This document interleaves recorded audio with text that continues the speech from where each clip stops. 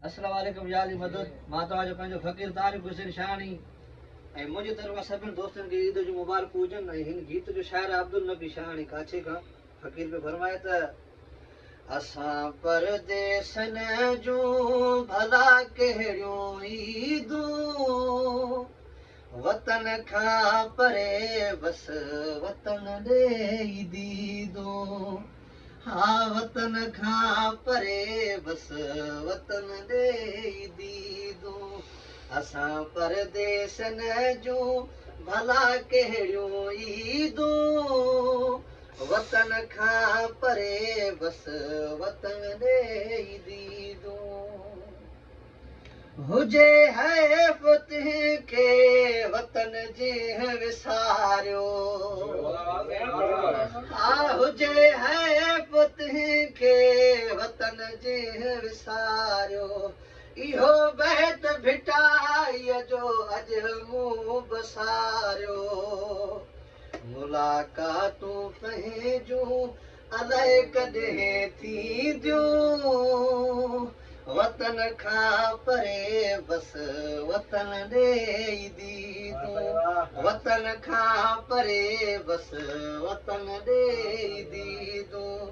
असां परदेसन जूं भला कहिड़ियूं ईदूं वतन खां परे बस वतन ॾे दीदूं।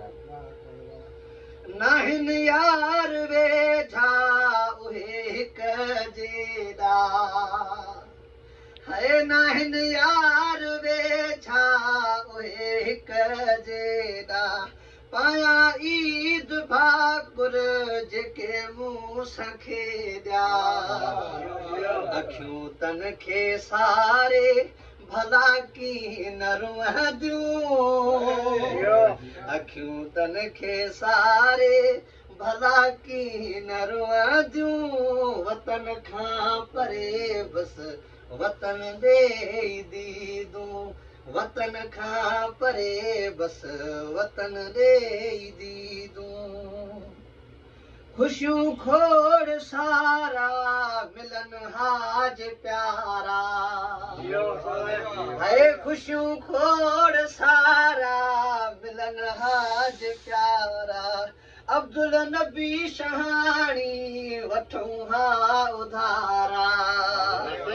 असांखे त ख़ुशियूं अलाए कॾहिं मिलंदियूं वतन खां परे बस वतन ॾे दीदूं। वतन खां परे बस वतन ॾे दीदूं। असां परदेसन जूं भला कहिड़ियूं ईदूं वतन खां परे बस वतन ॾे दीदूं। वाह तारिक वाह सीमा।